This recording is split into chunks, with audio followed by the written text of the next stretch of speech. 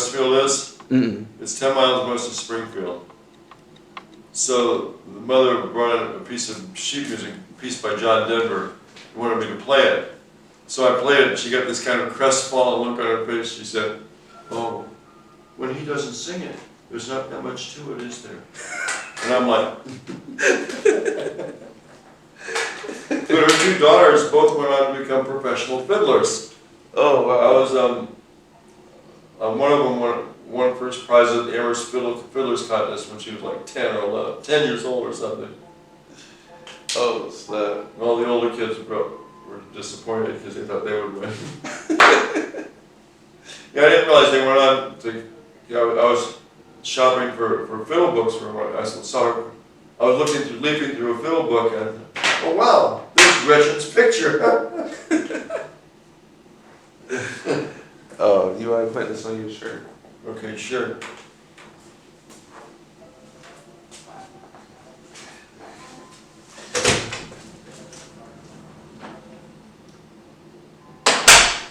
Is that close enough? No.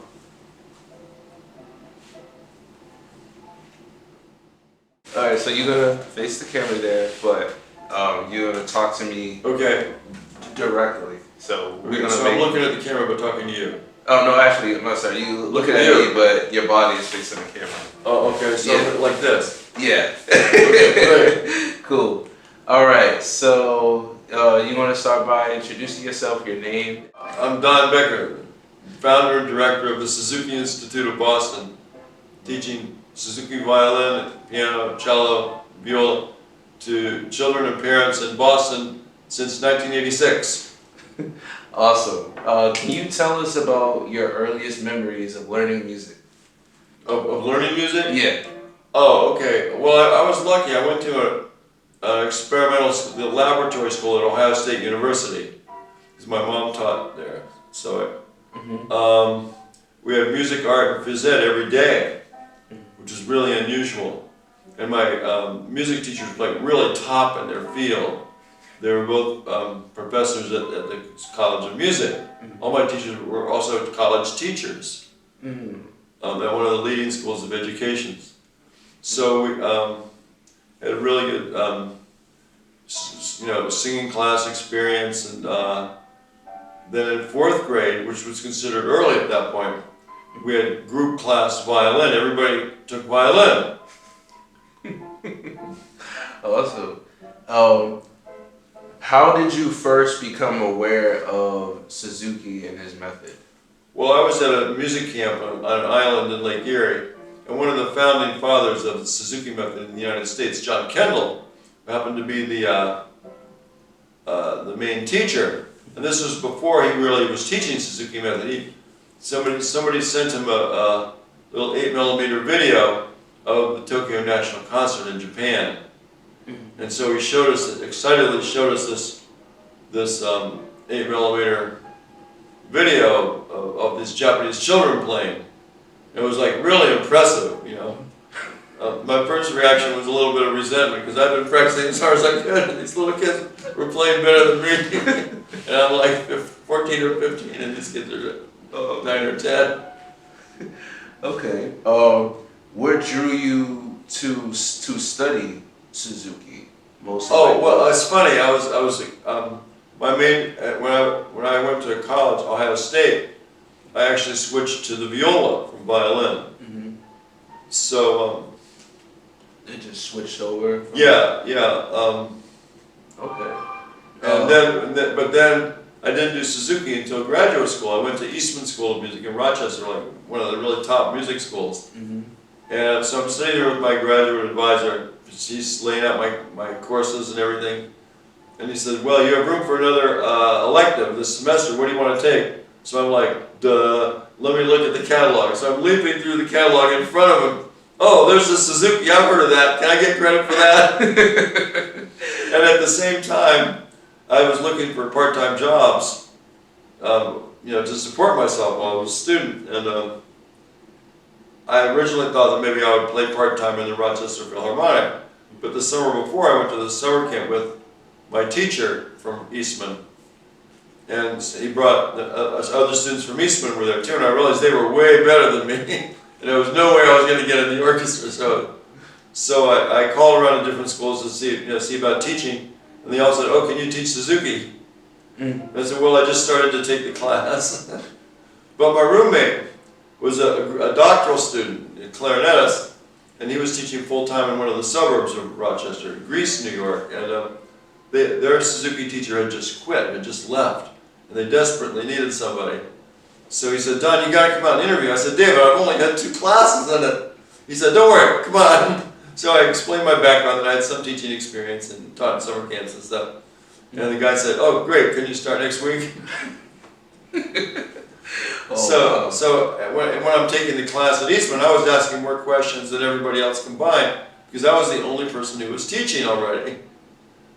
And then the second year, I hired one of my classmates to help me expand the program.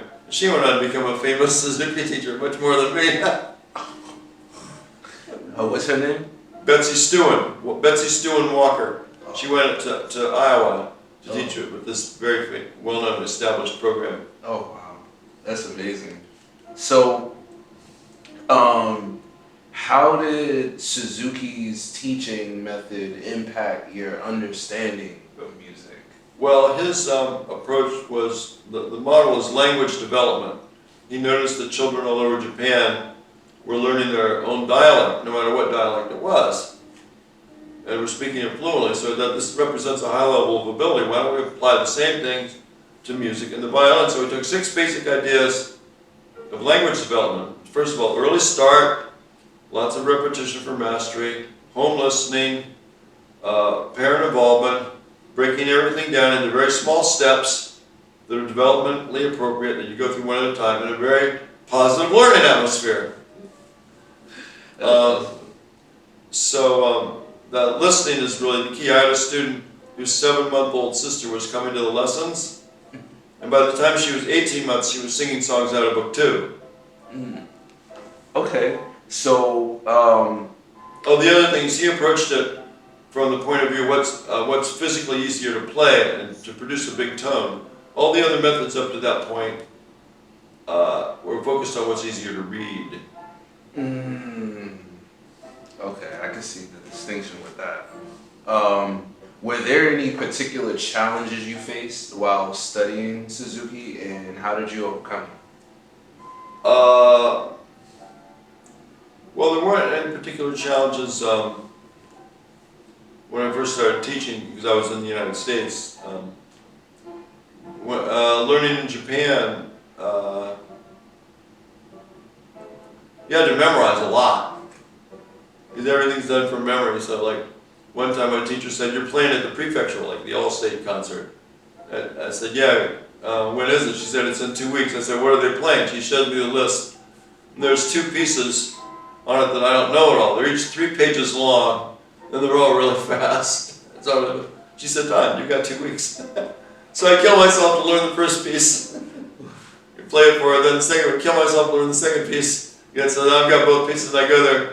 I go up on stage. I'm the only foreigner on stage. I'm the only American, and I'm the only adult on stage. This big group concert. But it was really fun. It was very exciting. Then afterwards, Mrs. Suzuki, who was German, came up to me and said, "Well, that was wonderful. Where were the others?" And I'm like, pumping my fist, yes!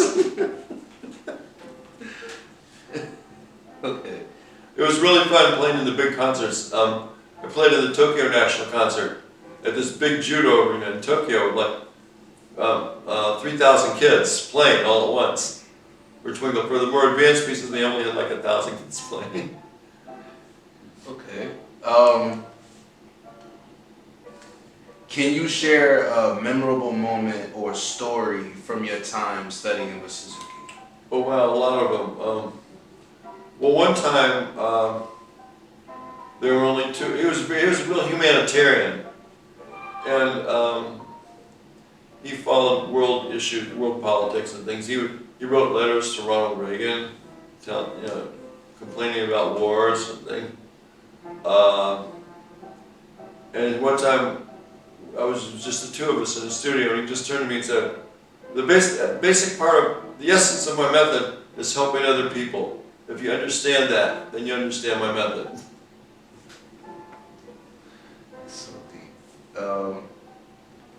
So how did Suzuki influence your approach to teaching and playing music now?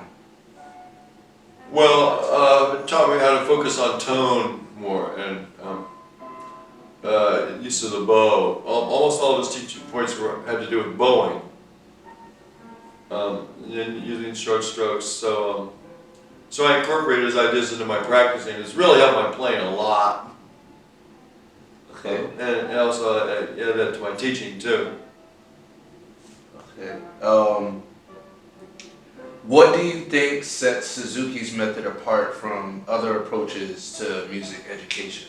Well, first of all, there's the emphasis on listening and using short bows that are easier to control and breaking twinkle down into the 4 or 5 different rhythms.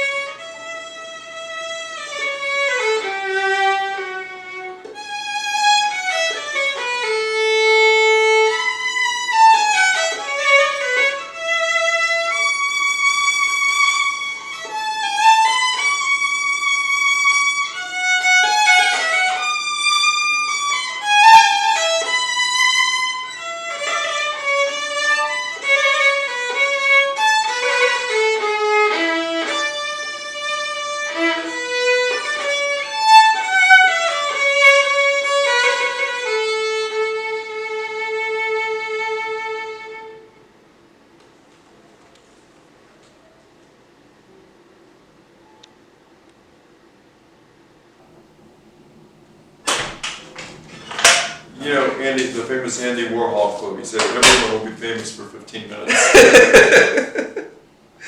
Oh man, that's hilarious. So we're coming out of the Dedham Health and Athletic Club, and the father, one of my former students and his father are just going in, and the father says, "Oh, there's Mr. Becker." And I mean, it was one of his other children. And he said, and his child said, "Who's that?" He said, "Oh, that's Mr. Becker. Everybody knows Mr. Becker."